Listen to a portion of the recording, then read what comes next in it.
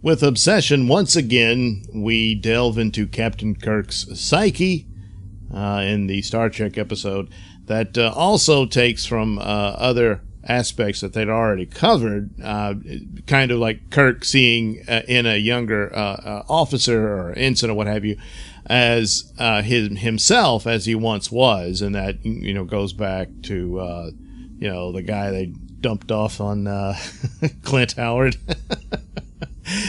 Stuff like that. And then here it repeats again, although this officer is not incompetent or anything, he only hesitates and makes a mistake. But basically what it does is it gives some amount of background to Kirk, that he had once served under another captain on a starship called the Farragut. And unfortunately, the captain and several crew members died. And Kirk holds some guilt about that he didn't act fast enough. And then a similar situation happens for this officer under his command. And he's very hard on him because he's actually mad at himself. And so it kind of plays out that way as it did in that previous episode. But anyway, this deals with a strange entity that's sort of a vampire cloud. The Enterprise comes with troublesome clouds a lot, even into the motion picture. So this is some sort of entity that feeds on hemoglobin, and so when it attacks, boy, I tell you, maybe this one is the one that wipes out the most red shirts, even though the main guy that Kirk is dealing with survives. He does, but the other red shirts, not so much.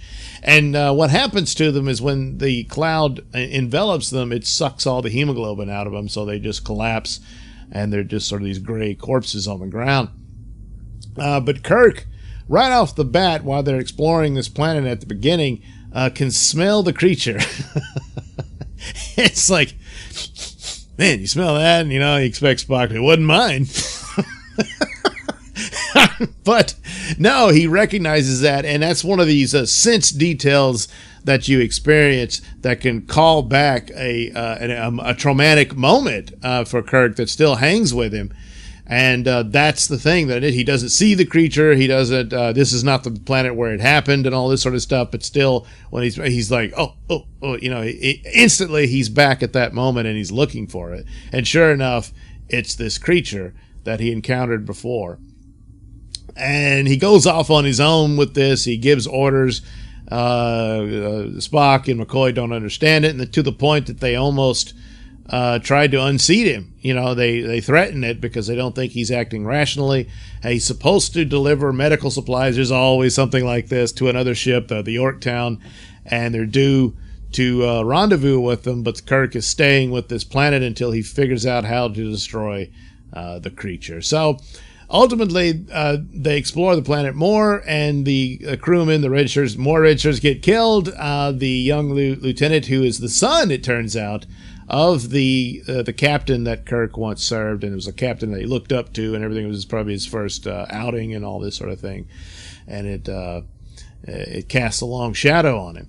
So this guy, he has pretty much the same situation. Everybody gets wiped out. He does fire his phaser, but after he hesitates a little bit, and Kirk slams him for that. Later on, the Enterprise itself fires into the entity as it's traveling through space, and it has no effect. It doesn't stop. So they're like, oh, well, it wouldn't have happened. So the entity turns on the Enterprise, invades it, attacks them. It attacks Spock, but fortunately, with his Vulcan blood, the entity has no interest in that, so he survives. And ultimately, they come up, well, okay, let's try some antimatter, and thank God it works. So, good old antimatter. It'll destroy anything. It stands to reason it would. The conflict, matter and antimatter, there's nothing left. So that's what they do, and they barely escape as Kirk and, the officer, Garvik, I think. They beam back up just at the last minute in the explosion. Although they kind of messed up because the positions they were on the planet are not the positions they appear in when they beam back aboard the ship. But whatever. And it works, and they're done. But it's one of these things that it certainly approaches to where Kirk's command is questioned by the senior officers. We've seen that before, and in here, he keeps it to himself a little too long, and he's, trying to pursue this because, that's right, the name of the show is Obsession, and he's obsessed with destroying this creature and getting revenge on it. And they ultimately decide that, yeah, he's right to destroy it because it is so very dangerous and could, hurt other Federation outposts and whatnot. And so he deals with this.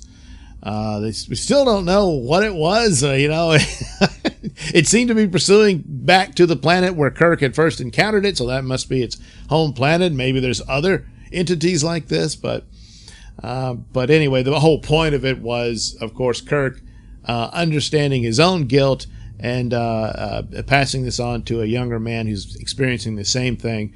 And fortunately for him, his captain survived. So of course it ends with Kirk saying, "Hey, why don't we talk about your father?" and all this sort of stuff. So it's a well-rounded episode. It kind of treads familiar territory, but it does it well, and it demonstrates the command structure of the Enterprise and all that sort of stuff, and the strains on the friendship between the three main characters here of Kirk, McCoy, and Spock. And so, yeah, this is a good one. I don't consider it one of the top classics of the series, but still a good run for Star Trek and Obsession. All right. Thank you for watching and listening. Say, why not like and subscribe and check out that link description below. That'll take you to my mini stores and have plenty of goodies for you. Hats, mugs, stickers, posters, all that goody stuff. Plus, you can head over to indieplanet.com and pick up a copy of my comic book Night Night. Oh, yeah.